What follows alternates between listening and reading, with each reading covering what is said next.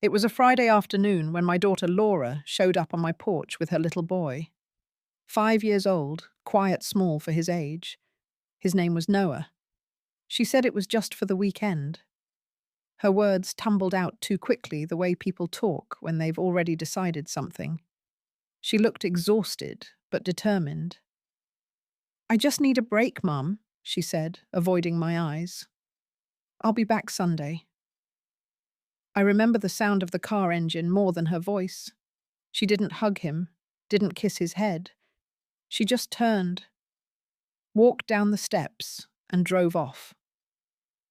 Noah stood there, staring at the porch floor, rocking gently from heel to toe, his hands pressed tight against his ears, though the neighborhood was silent. I thought he was shy.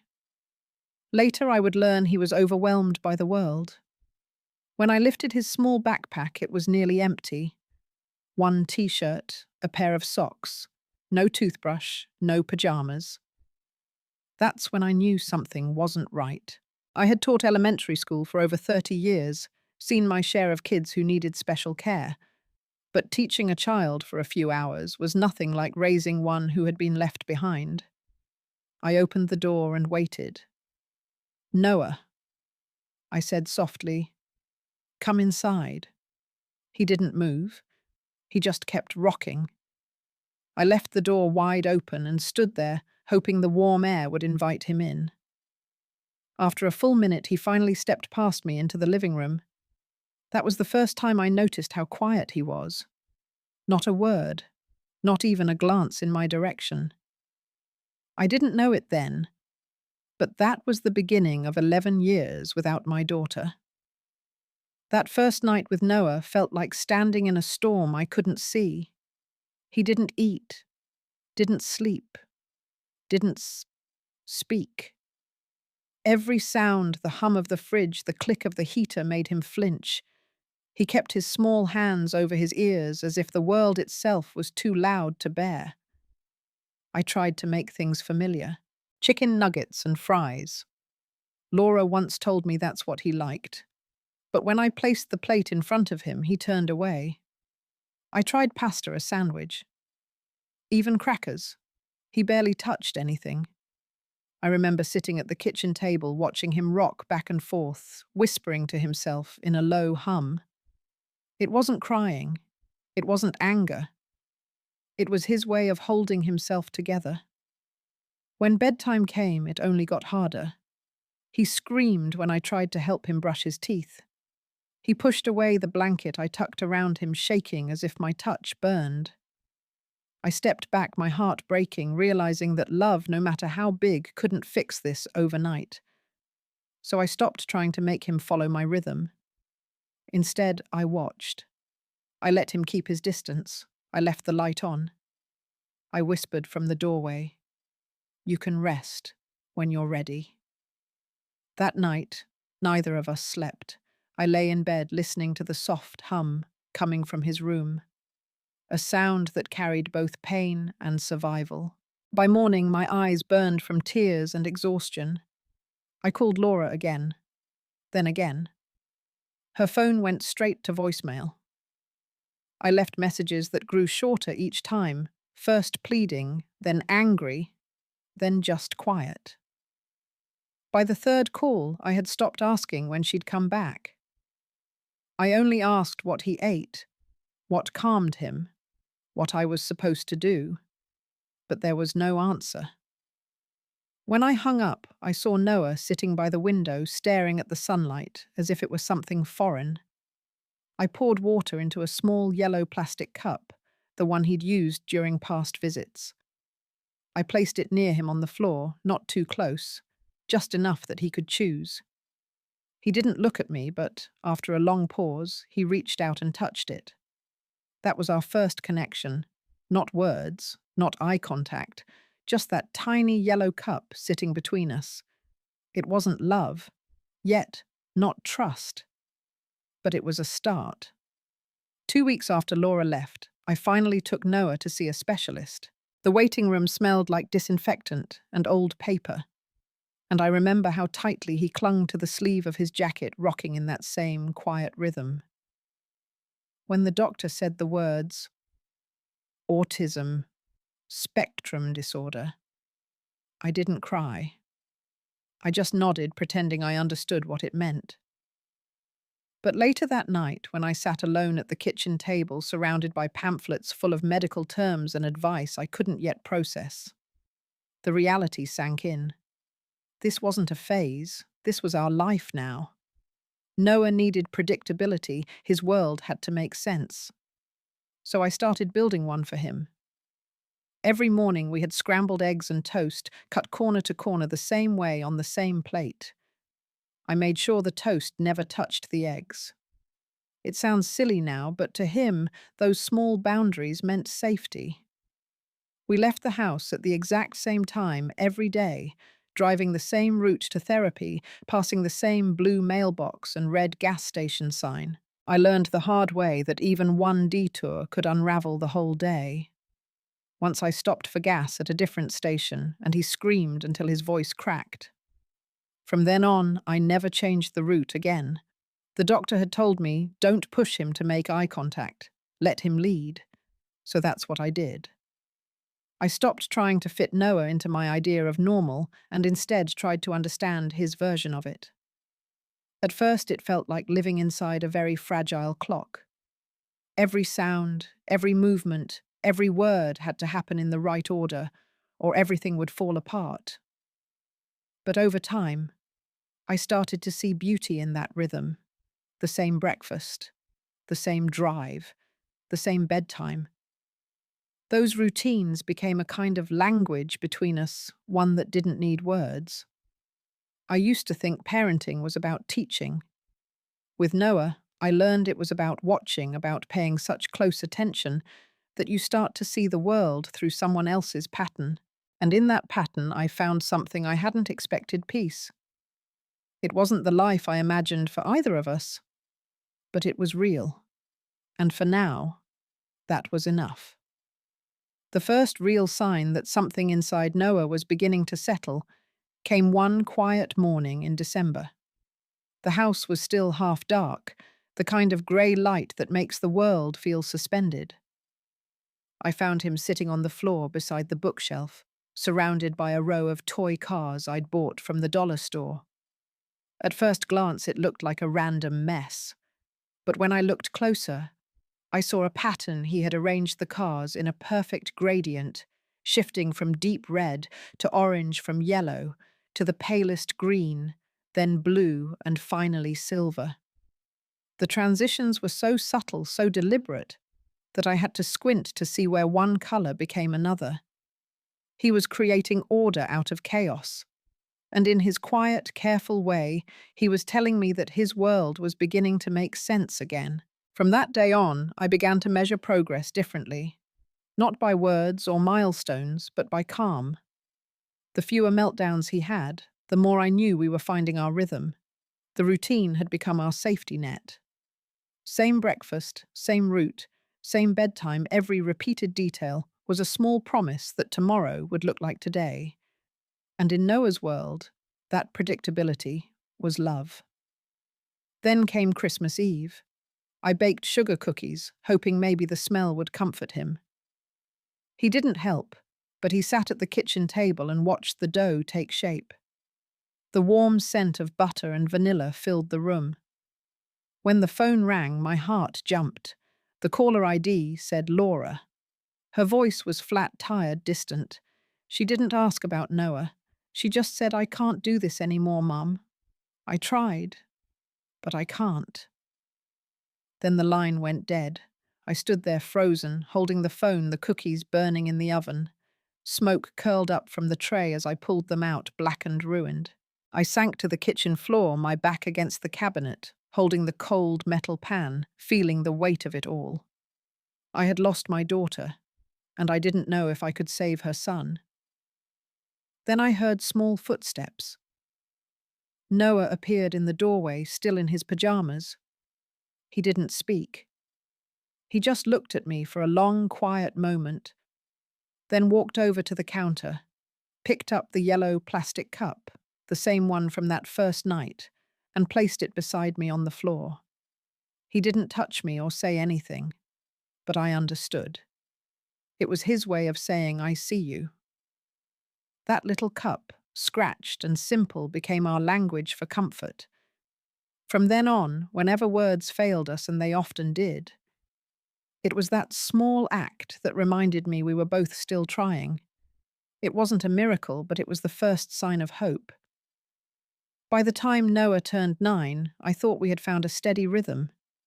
He spoke in full sentences, followed routines with ease, and even smiled, sometimes small and fleeting but real. When school called that fall, I expected good news. Instead, the principal's tone told me otherwise. "Mrs. Hayes, we need to discuss Noah's placement," he said over the phone. My stomach tightened. The next week, I sat in a conference room under harsh fluorescent lights, facing a row of professionals who all smiled the same polite, distant smile. The principal, the teacher, a school psychologist, and a special education coordinator. All of them had folders. I had one too thick with years of reports, therapy notes, and progress charts. The teacher, a young woman named Mrs. Brennan, spoke first. "Noah is a sweet boy." She said, her voice soft but careful. "But he struggles socially. He prefers to work alone and rarely joins group activities." "Does he do the work?" I asked. She hesitated. "Yes, but education is more than academics. It's also about participation." "He's autistic," I said, trying to stay calm. "Participation looks different for him. He's not ignoring people. He's managing his world the best way he can." The special education coordinator leaned forward. "We believe Noah would thrive in our resource classroom. It's quieter, more structured, with children who share similar challenges."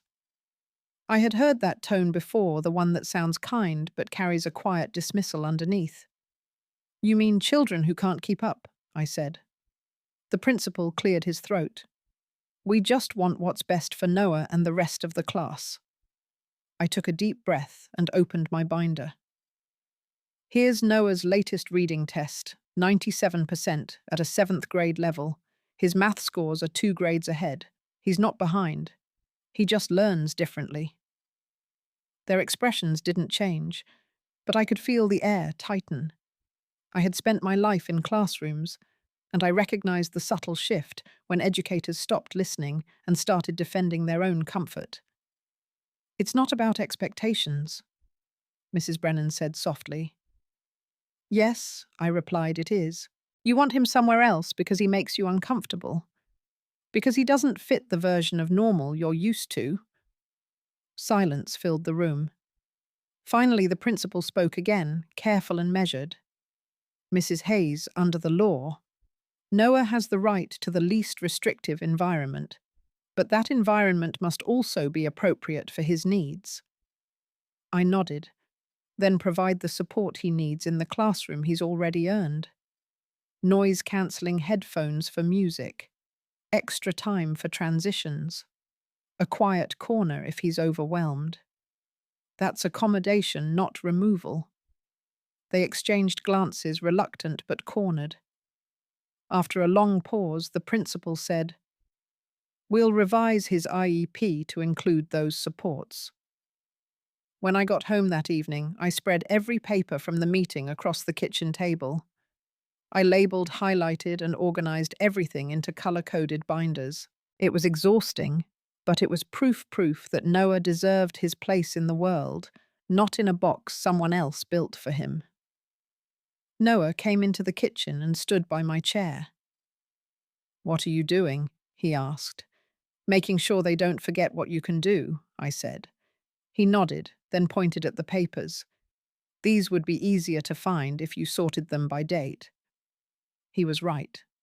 He always was. As I watched him reorganize the folders with quiet precision, I realized something simple and profound. His mind wasn't broken.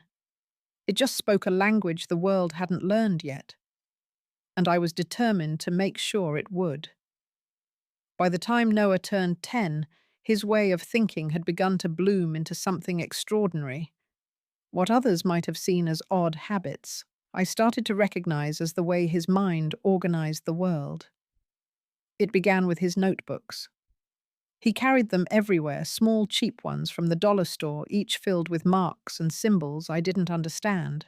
Circles, lines, tiny ticks, drawn in perfect order. I thought at first it was just scribbling, but one morning I realized the patterns weren't random. He was tracking things. The weather, our grocery trips, what he ate for breakfast, even how long it took for the toast to pop up. It was his way of mapping the chaos around him. Over time, those strange marks turned into letters, and letters became words. Eggs, toast, school, home. Simple thing, but each one written neatly, precisely spaced. Then came full sentences written in tidy block letters, describing moments from his day. The heater clicked twice. Grandma read after dinner. His notebooks became living records of our life together, filtered through his quiet logic. Noah started noticing details I would never have seen. He'd look at someone's face and whisper almost to himself, "Their smile doesn't reach their eyes." It startled me the first time he said it. He was right. The person had been pretending to be polite while clearly annoyed. Somehow Noah could read honesty the way other kids read books. At home, his love of structure deepened. When I sat at the kitchen table sorting school documents, therapy notes, and progress reports, he would stand beside me watching. One evening he quietly said, "You should group the therapy notes by type, not date. Speech, occupational, behavioral. It's faster." He was right again. I watched as he reorganized the entire folder with perfect efficiency. His small hands moved with focus and confidence, and for the first time I saw how his brain worked like a machine built for clarity. Everything had a place, a reason, a connection. I used to worry that Noah was trapped inside himself, but that day I realized he wasn't trapped at all. He was just thinking differently, seeing what the rest of us missed. That night, after he'd went to bed, I sat alone at the table, staring at the perfectly arranged binders. It struck me how often the world tries to fix children like Noah, when maybe what they need isn't fixing, it's translating. If I had spent my career as a teacher trying to make students fit the system now, I was learning to reshape the system around one extraordinary child. It was the first time I truly believed that Noah's difference wasn't a limitation. It was the beginning of something powerful. When Noah turned 11, I bought him a small tablet for his birthday.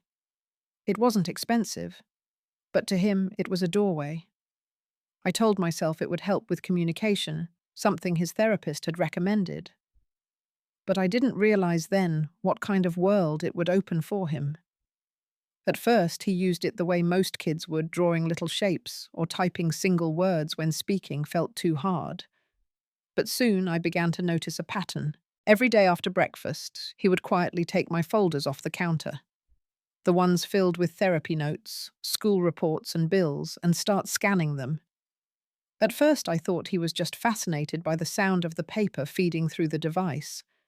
When I asked him what he was doing, he said simply, "So we don't lose them." That sentence stayed with me. It wasn't just about paper. For Noah, scanning was about control, about keeping the truth safe. I didn't understand it then, but he was building an invisible record of our life together, one that couldn't be erased or rewritten. He created digital folders with neat labels, school therapy, home receipts. Each document was named, precisely organized by date and type. Every file had its place, like the toys he once lined up by color. It was as if his mind had found its perfect tool, a world where order could exist without interruption. Some evenings, I would find him sitting in the living room, the tablet glowing softly on his lap, his yellow cup of water beside him. He wasn't playing games or watching videos. He was scanning, categorizing, saving.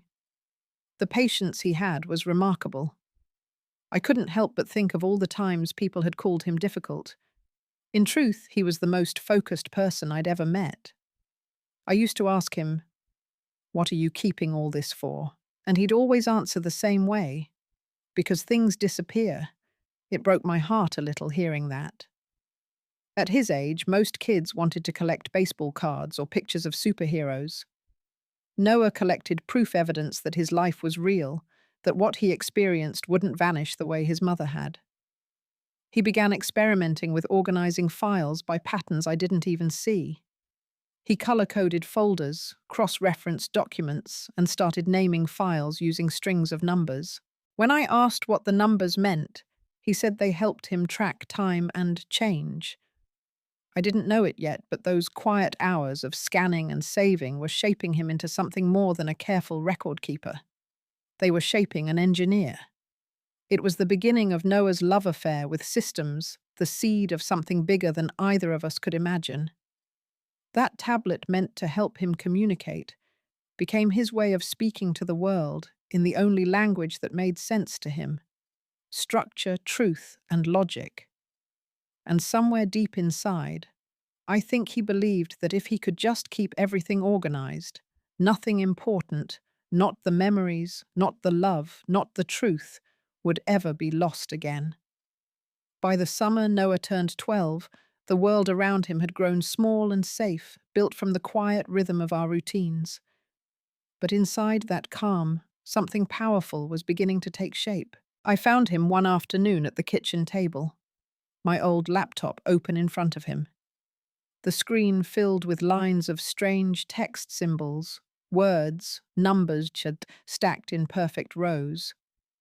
At first I thought it was gibberish, but when I asked what he was doing, he said almost absently, "Learning Python." I had no idea what that meant.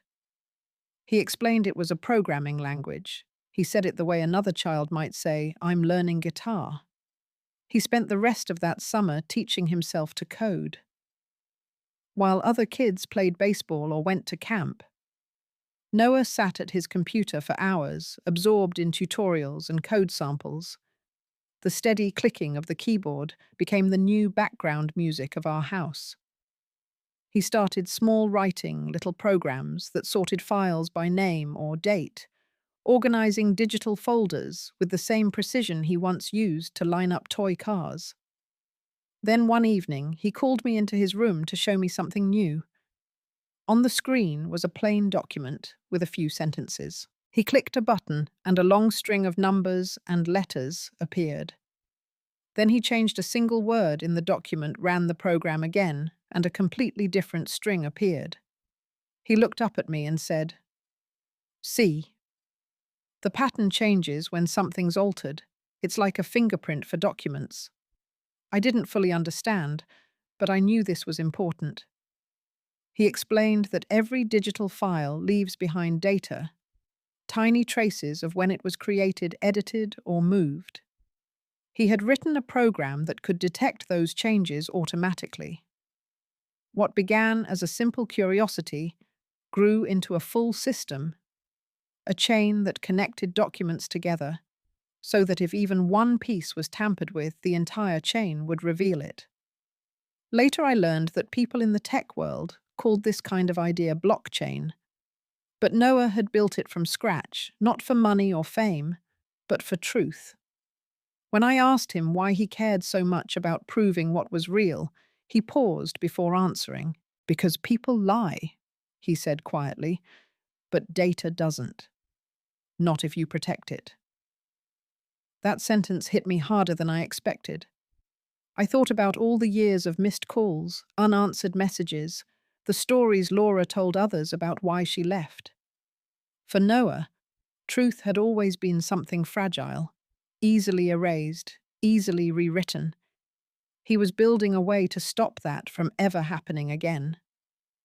He started testing his program with our own files, medical reports, school records, therapy notes. Each document became part of his growing system. Watching him work was like watching someone build armor out of light and logic. He was still the quiet boy who rocked when anxious, who hated loud noises and sudden change. But behind that calm exterior, he was crafting something extraordinary, an invisible shield to protect what mattered most. That night, when I peeked into his room before bed, his monitors glowed in the dark, his fingers still moving across the keyboard. He wasn't just coding, he was creating order in a world that had once left him behind. And for the first time, I realized Noah wasn't just surviving anymore. He was beginning to fight back in the only way he knew how, with proof.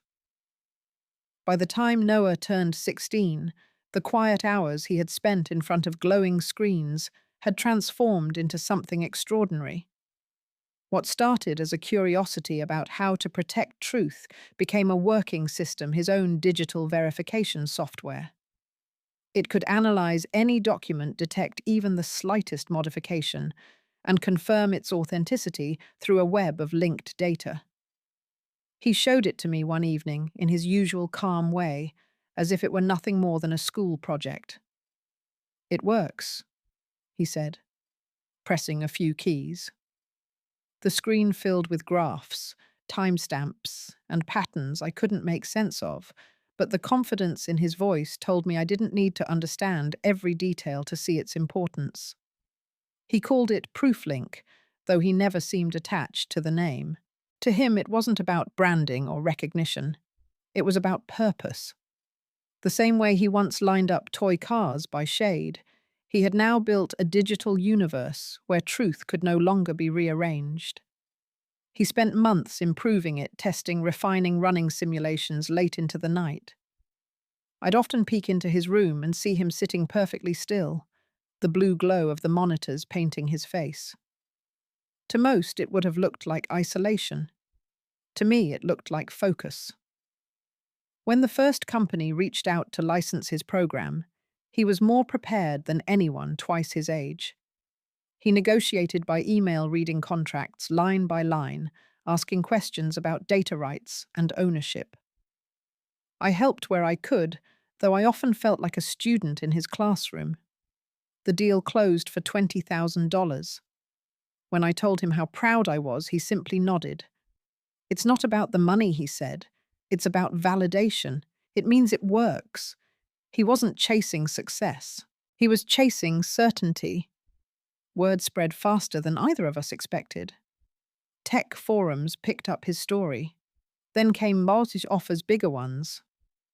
By the time he turned 17, he was sitting at our kitchen table across from a lawyer reviewing acquisition proposals from 3 security firms.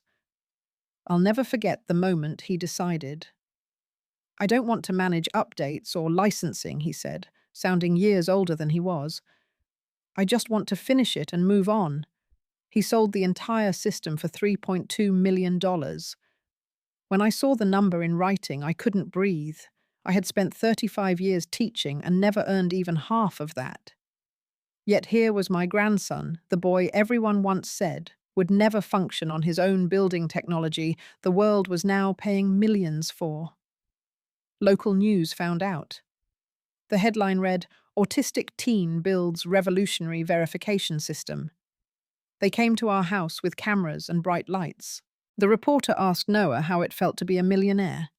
He said, "It feels the same. I just wanted to know what was real." They were hoping for a story about a genius or a miracle. But that wasn't Noah's story. His wasn't a tale of sudden success. It was the story of quiet persistence, of order born from chaos, of a boy who couldn't stand lies finding a way to make truth undeniable. After the broadcast, neighbors stopped by to congratulate us. My phone rang all day. Everyone expected celebration, but Noah stayed still. He spent most of his time by the window, staring at nothing in particular, like he was waiting for something to happen. When I asked if he was okay, he said softly, "I'm fine. Just waiting." I didn't understand what he meant. Waiting for what recognition, peace, closure, I didn't know then, but the look in his eyes told me he wasn't done. The story wasn't finished. The world was applauding his success, but Noah was already bracing for what came next. Deep down, I think he sensed it, the calm, before a storm neither of us could see yet. And in a way, he was right. 2 weeks after the news story aired, our doorbell rang on a quiet Tuesday afternoon.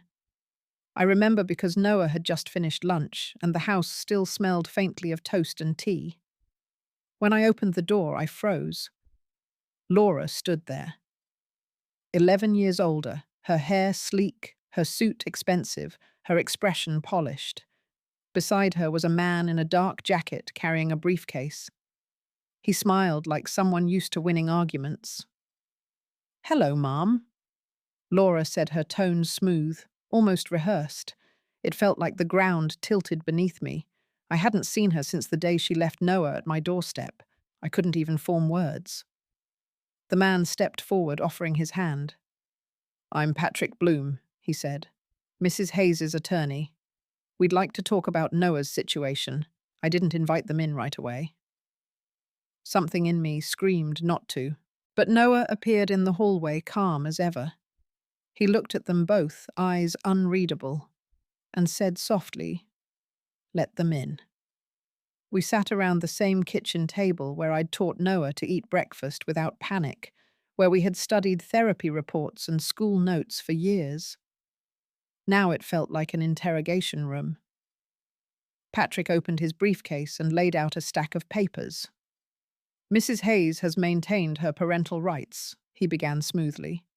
"These documents confirm regular financial support, monthly contact, and shared custody agreements." My stomach dropped. The pages looked official stamps, signatures, dates, everything. "That's not true," I said, my voice trembling. "She left him. She never called." "Not once." Laura's face softened into something she must have practiced in a mirror, part sorrow, part grace. "Mum, I know you've done a wonderful job. But Noah's grown up. With the money and attention he's getting, he needs proper guidance. He needs his mother." Her words made me dizzy. Proper guidance. As if 11 years of silence could be erased by a few forged signatures. Patrick continued. "Unless you can prove these documents are fraudulent, the court will likely recognize Mrs. Hayes's rights as intact." It felt like the air was being pulled out of the room. I looked at Noah, hoping for a reaction. Anger, fear. Anything, but he sat perfectly still.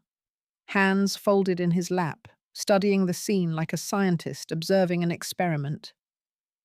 After they left, I called every contact I had and found an attorney through a friend. Her name was Karen Doyle, a seasoned family law specialist with 20 years in the field. She came to the house the next day. We spread everything across the table. My binders filled with school records, therapy notes, doctor visits, bank statements. Every piece of proof that Noah had lived with me, that Laura had been gone. Karen read in silence for over an hour, flipping through page after page. When she finally looked up, her eyes were steady, but heavy. "These documents show you've been Noah's primary caregiver. But they're not enough," she said. "Without evidence that her papers are forged, the court could side with her." How I asked my throat dry. She abandoned him. Karen's tone softened, but her words cut deep. "Legally, abandonment doesn't exist without documentation. You never filed for guardianship. There's no record of her surrendering her rights. On paper, she's still his mother." I felt my knees weaken. All those years of raising him, all the therapy, the routines, the sleepless nights, it could vanish with a judge's signature. "She's not fighting for custody," Karen continued. "She's after financial guardianship, control of Noah's assets until he turns 18, $3.2 million. That's what this was about." "Can we fight it?" I asked. "Yes," Karen said, "but only if we can prove the documents are fake. Without that, we'll lose." That night, I sat at the table long after everyone had gone. The papers were still there, staring back at me like ghosts. My hands shook as I reached for my tea, but it had gone cold hours ago. I looked toward Noah's room. The light under his door was still on. He was awake, working on something as always. I whispered into the empty room. We might lose you, but part of me also knew. If there was anyone who understood how to fight lies with truth, it was the boy who built a system to prove what was real. The legal battle had begun. And this time it wasn't just about custody, it was about the truth itself. The courthouse smelled like old paper and floor polish, a scent I'd always associated with bureaucracy, not justice. As I sat at the long wooden table beside our attorney Karen Doyle, my hands trembled against the polished surface. Across the aisle, Laura sat poised in a light grey dress, the picture of calm motherhood. Patrick Bloom, her lawyer, whispered something to her that made her smile, one of those carefully rehearsed smiles that never reached the eyes. When the hearing began, Patrick stood and spoke with the confidence of a man who expected to win. He presented their story in smooth, practiced language. According to him, Laura had been a devoted mother who, despite personal challenges, had stayed involved in her son's life, sending money, calling often, visiting when she could. He laid out the documents on the evidence table one by one, like props in a play. Custody agreements, co-parenting forms, bank transfers, all of them fake but convincing. The stamps, the notary marks, even the handwriting looked official. When Laura took the stand, her performance was flawless. She told the judge, Judge Miller, that she'd visited monthly, that she'd sent hundreds of dollars over the years, that she had stayed connected even while letting Noah live with me for stability. She even cried at the right moments, her voice breaking, when she said, "I never stopped being his mother." Every word made my heart pound harder. I wanted to scream, to call her a liar in front of everyone. But Karen had warned me before we walked in. Don't react. Let her build her story. The truth needs space to expose itself. By the time Laura finished, the courtroom felt heavy, suffocating. Even Judge Miller looked sympathetic. When it was Karen's turn, she did everything she could. Presented the therapy reports, the school records, the years of proof that Noah had lived with me alone. But it wasn't enough. Without a legal custody document, the law was on Laura's side. I could feel the case slipping away. The judge sighed, glancing between the two of us. "Mrs. Hayes, you've clearly been a dedicated grandmother," she said carefully, "but there's no record of formal guardianship." "Mrs. Bloom," she nodded at Laura, "still retains parental rights under the law." My stomach dropped. The words hit me like a physical blow. Laura's eyes flicked toward me with a small, almost triumphant smile. Patrick began gathering his papers as though the case were already won. Then out of nowhere, Noah spoke. Let her talk. His voice was quiet but clear. The room fell silent. Even Judge Miller looked up, startled. Karen turned to him. "Noah, what?" He stood calm and steady. "Let her talk." He repeated this time, looking at me. His expression was unreadable, but I recognized something in his eyes. A quiet certainty, the kind I'd seen when he solved problems no one else could. Judge Miller leaned forward. "Young man, do you wish to address the court?" "Yes, Your Honor," he said. "I have evidence." Patrick immediately objected, saying no such evidence had been submitted for review. But Noah didn't flinch. "It's new," he said, "and it proves which documents are real and which are fake." The judge hesitated, studying him. "And what kind of evidence are we talking about?" Noah lifted his backpack onto the table and pulled out his laptop. "Digital verification," he said. "It's my system. The one I built." There was a murmur through the room. The same system that had made him a millionaire, the program that caught forgeries, tracked timestamps, and authenticated documents, was now about to face its ultimate test. Judge Miller nodded slowly. Proceed, she said. Noah connected his computer to the courtroom display. The projector flickered to life, showing the documents Laura and Patrick had submitted. These claimed to be created between 2011 and 2020. Noah explained, his tone steady. But when you analyze the metadata, you see they were generated 6 weeks ago, right after the news story aired. He clicked through screen after screen, showing creation dates, file signatures, and inconsistencies that no ordinary person could fake. Patrick tried to interrupt, insisting that metadata could be altered. But Noah didn't pause. Not this way, he said. The pattern structure and hash values don't match the originals. He then ran his program to compare Laura's signature on those papers with her signature from older records, school forms, the birth certificate, and old medical document. Lines of data appeared, forming graphs. Pressure points, angles, spacing, Noah explained. These aren't her real signatures. They're imitations created digitally. Judge Miller leaned closer, her expression sharpening. Are you saying these are forgeries? Yes, Your Honor. Every one of them. The tension in the room shifted. I watched Laura's face drain of color. Noah wasn't done. He opened another folder and displayed our life's proof, school attendance logs, therapy notes, years of calendars and receipts, all linked through his system. Every document here has a verified timestamp, he said. None of them include my mother's name after December 2010. No calls, no payments, no visits, not one. The silence was absolute. The judge turned to Laura. Mrs. Bloom, can you explain these discrepancies? Laura stammered. The data could be wrong. I know what I did. Noah didn't look at her. His eyes stayed on the judge. Truth doesn't need memory, he said softly. It just needs proof. For the first time, Judge Miller smiled faintly. Then she reached for her gavel. I've seen enough. Her ruling was swift and final. Custody and guardianship awarded fully to me. Laura's documents declared fraudulent.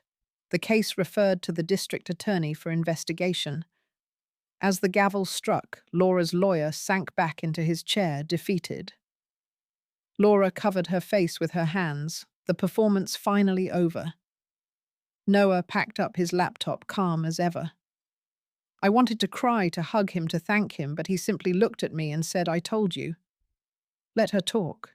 That moment changed everything. Because in the end, he didn't just defend himself.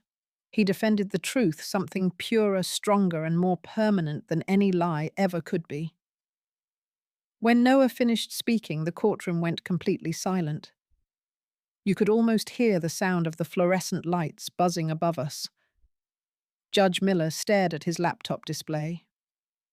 Her brow furrowed in disbelief as she examined each timestamp, each line of data, each layer of truth my grandson had built. Noah's calm voice cut through the stillness. These documents weren't made in 2011, he said. The metadata shows they were created 6 weeks after the news segment aired.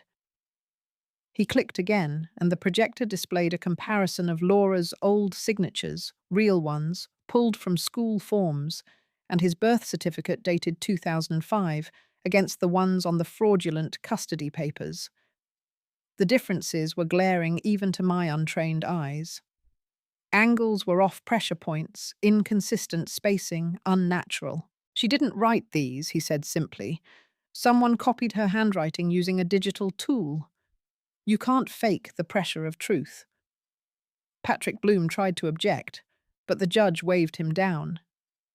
Noah then opened another folder, a digital timeline spanning 11 years.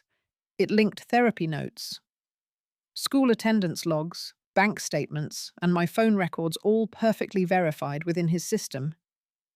These files show where we were, what we did, every single week since 2010. Noah explained. There's no trace of calls, visits, or payments from Laura Hayes in all that time. He wasn't angry. He didn't raise his voice. He just presented proof, one fact at a time, until there was nothing left to question. Judge Miller finally looked up, her face unreadable. "Mrs. Hayes," she said to Laura, "do you have any evidence to contradict this?" Laura opened her mouth, but no words came. Her confidence had drained away. The woman who had rehearsed every tear now sat frozen, her performance collapsing under the weight of real evidence. Judge Miller took off her glasses. "I've seen enough," she said, her tone cool and final. "Full custody and guardianship are granted to Margaret Hayes. The court finds the documents submitted by Laura Hayes to be fraudulent. This case is hereby referred to the district attorney for investigation of forgery and perjury." The sound of the gavel hitting the desk felt like thunder. It was over. Patrick gathered his papers with trembling hands. Laura stared at the floor, pale and hollow. I didn't feel victory, just relief and maybe a touch of sadness for what she had become. Noah packed up his laptop and turned to me. "Told you," he said softly. "Let her talk." Months later, our lives looked completely different. The headlines had faded, but Noah's story hadn't. He couldn't work in document security anymore because of the non-compete clause from the sale. So he decided to build something new, a software company dedicated to hiring people on the autism spectrum. "I want to give others like me a place where they fit," he told me one morning over coffee. "Where seeing patterns isn't strange, it's valuable." His first hire was a young man named Stephen, one of my former students from decades ago. Back then, the school had said he'd never hold a job. Now he was Noah's lead quality tester. Then came two more hires, Lily and Marcus, each brilliant in their own unique ways. When I visited their small office for the first time, it was quiet and focused, just like Noah liked things. Rows of desks, computers humming, everyone deep in concentration. Stephen saw me and said, "Mrs. Hayes, you once told me I wasn't broken." You were right. I had to step outside for air. Meanwhile, Laura's story took a different path. She was sentenced to 2 years of probation and 500 hours of community service at a local autism resource center. 3 months in, I visited the center to drop off donated books and supplies. Through the glass door, I saw her sitting on the floor reading to nonverbal children. Her posture humble, her voice soft. She looked up and saw me. We didn't speak. But in her eyes there was something I hadn't seen in a long time, remorse, maybe even understanding. The director, unaware of who I was, told me, "That volunteer comes in early and stays late, says she's trying to learn what she should have known years ago." I nodded and left without saying a word. A few weeks later, I stopped by Noah's apartment for dinner. It had become our routine Tuesdays, same time, same meal. His yellow cup was still on the counter, chipped but clean. We ate together in silence, both comfortable with the quiet that used to frighten me years ago. Afterward, as I started clearing the table, Noah looked up from his phone. "Grandma," he said, his voice soft but sure. "I know what you gave up for me." I turned, waiting. "You stopped traveling, stopped seeing your friend. You gave me everything when you didn't have to." He hesitated, eyes on the table. "You could have sent me away like she did. But you didn't." My throat tightened. "You're my grandson," I said. He nodded. "And you chose me every day." We sat there in silence for a long time. Then I stood, kissed the top of his head, and started washing the dishes. When I got home that night, a text from Noah lit up my phone. 2 simple words. "Thank you." I smiled, staring at the screen for a long time. After everything, the abandonment, the struggle, the lies, the courtroom battles, those 2 words felt like the truest victory of all. And as I set my phone down, I glanced at the old yellow cup I'd brought home years ago, still bright, still whole, still here, just like us.